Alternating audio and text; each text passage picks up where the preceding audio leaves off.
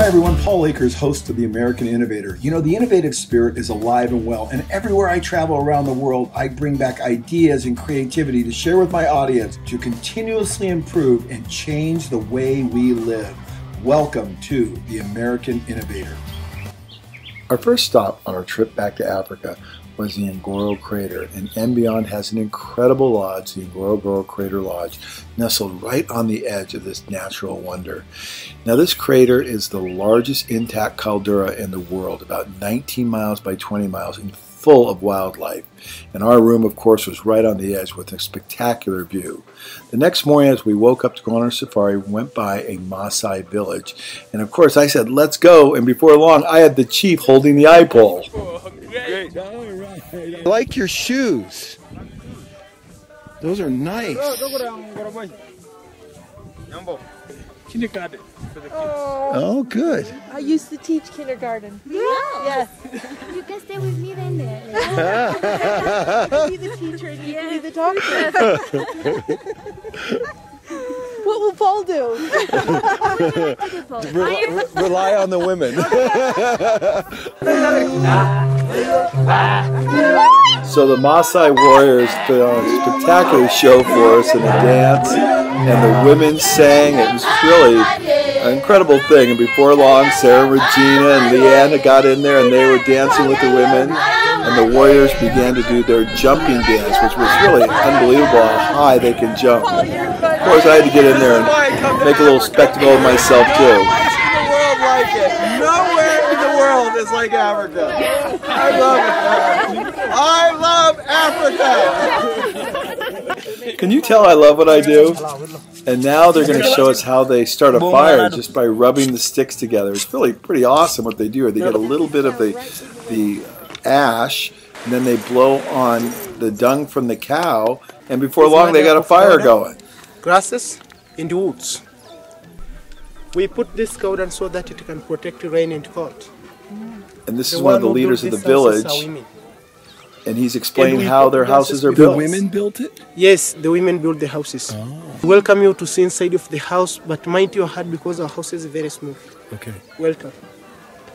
So the cool thing about this is we really got to feel what it was like to be a Maasai person. We got to go inside their homes, see everything. To come inside because it is too dark. Yes. Sometimes it allows smoke to go outside. That is because we cook inside.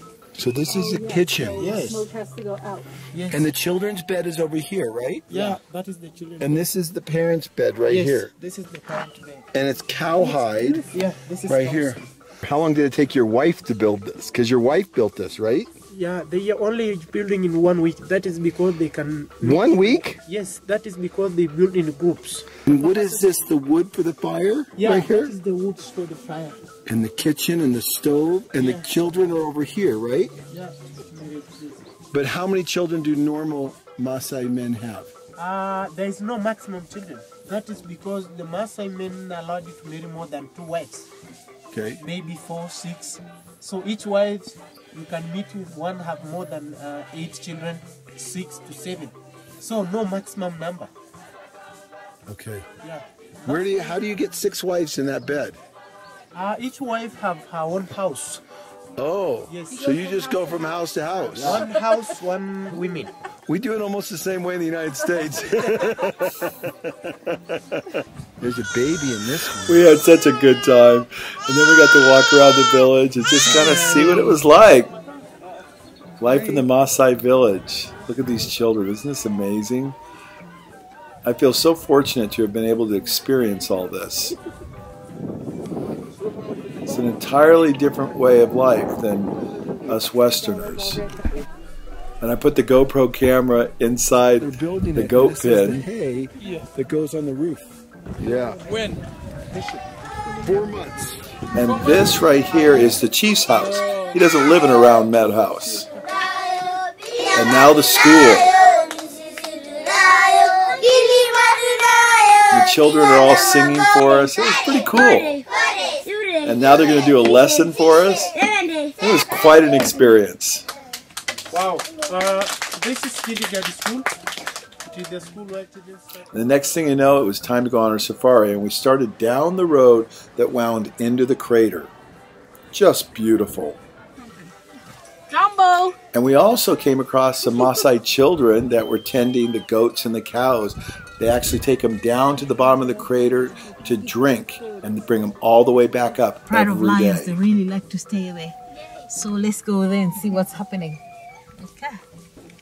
Now this is Aziz, our guide, and she was just spectacular. She did a great job. And then we're going across the crater floor now, and I'm up on top, and the trucks are a little different. They're open canopies, and then you stand up and you look around, and everywhere you look, there was just tons of wildlife, these wildebeest. They got very close to you. Now, in my past African experiences, you didn't always get quite as close to the animals, but down in the crater, the animals are very used to seeing people around, and they come up pretty close to you. A warthog here. That was a pregnant zebra back there. And the next thing you know, we found this incredibly huge elephant. And they were sparring. Good picture. Haven't seen this before. Look at the size of this guy. Look at the size of that tusk. They have great food source at the bottom of the crater because of the ash and everything. And look at how long that tusk is. I've never seen a tusk that long before. And watch what happens next. Look at this guy in the top of this truck. He's thinking to himself, oh my gosh, I'm dead. And look at the size of the elephant in relationship to the truck. We were all high-fiving saying, wow, that was an incredible experience. And the next thing you know, we were off on our way across the crater floor looking for something more interesting. And another interesting thing we saw were water bucks around. And then we came across hippos basking or lounging in the sun. Now for me, I haven't seen a lot of hippos. Mostly in the water, you just see their eyes, their nose sticking out. But here, we actually get to see them out in broad daylight. It's a little unusual. And we just got some great viewings of them. Look at this guy. And the next thing you know, he plunges back into the water. Then we got a radio that a lion kill had occurred over by a lake. And we zipped over there, and it was crazy what was going on. Huge male lion sitting in the grass. And then the hyenas started to gather around because they wanted their part, but they had to wait till the lions were done. And look at these male lions. Look at the size of them. And they had got a water buffalo. And you can see a couple males there feeding and a female. And they just went at it. Now, there were a lot of people watching this. Because of the radio, everybody hears about something like this, and the next thing you know, everybody just gathers around. It's pretty incredible. Look at this female. Now, this is hard to believe, but notice she's walking towards the vehicles. I'm thinking to myself, come on. This is too crazy. But she actually wants to be in the shade of the vehicle. It was quite warm by the time the afternoon had come around. And so she walks right up to the side of one of the vehicles and lays down. Come on. How often is that going to happen? Look at the size of this animal as well. This is a big, big cat.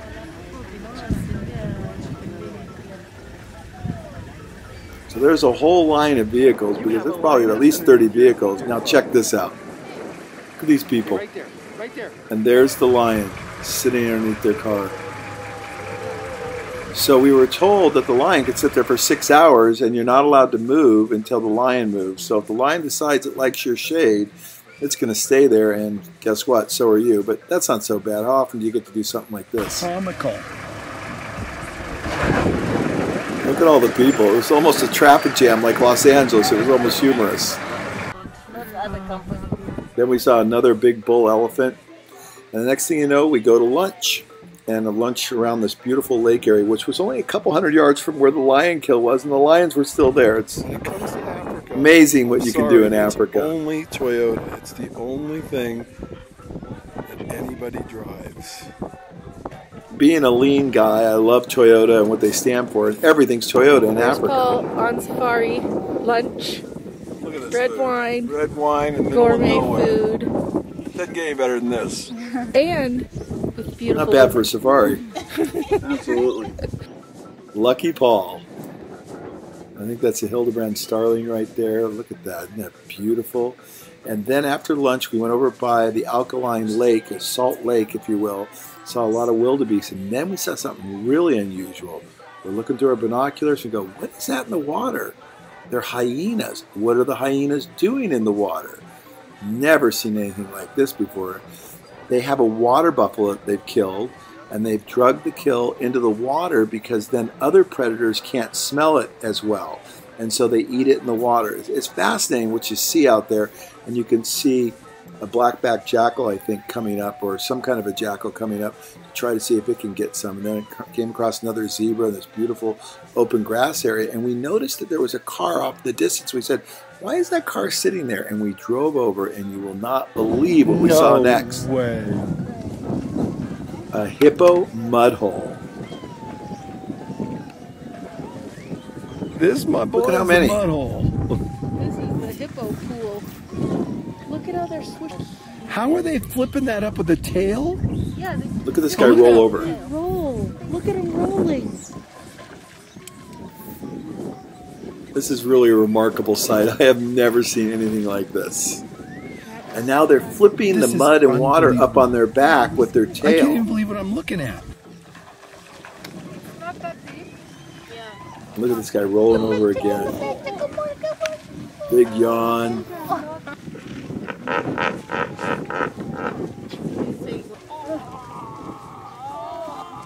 We just sat there for at least a half hour and watched this. It was crazy. And look at this guy. He's pooping all over the guy behind him. Is that Marking the territory. Oh, that. Really call him a shithead. Leanne. Here's a baby. It's all so interesting. And after that, we had to finally head out. We were down in the crater. It was almost 6 o'clock. We saw a male and a female ostrich just feeding. And then a couple cranes. Look how beautiful they are. And then we started heading out. And then we saw something else amazing. We saw a female lion hunting and trying to get a zebra and a wildebeest.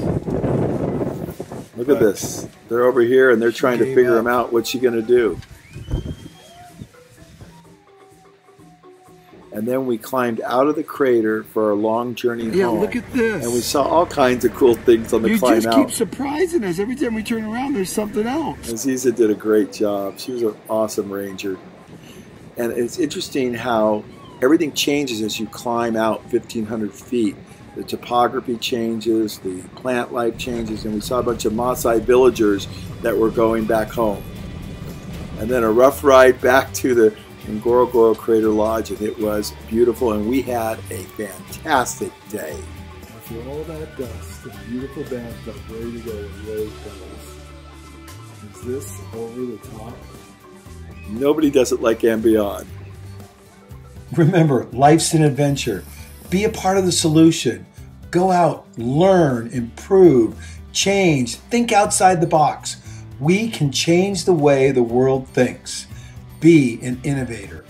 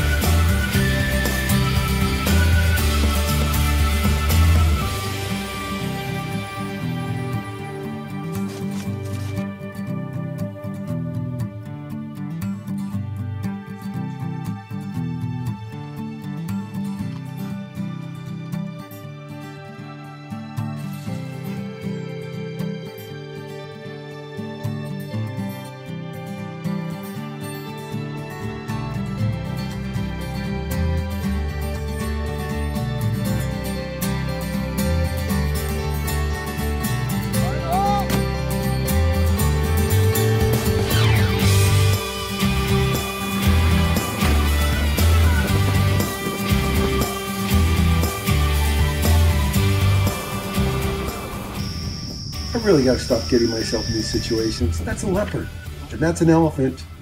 Yes, and this is a cheetah. Like, oh, I saw Here, that. kitty, kitty, kitty, kitty, kitty. Cute. He wants to play. Uh-oh. Uh-oh. Got it.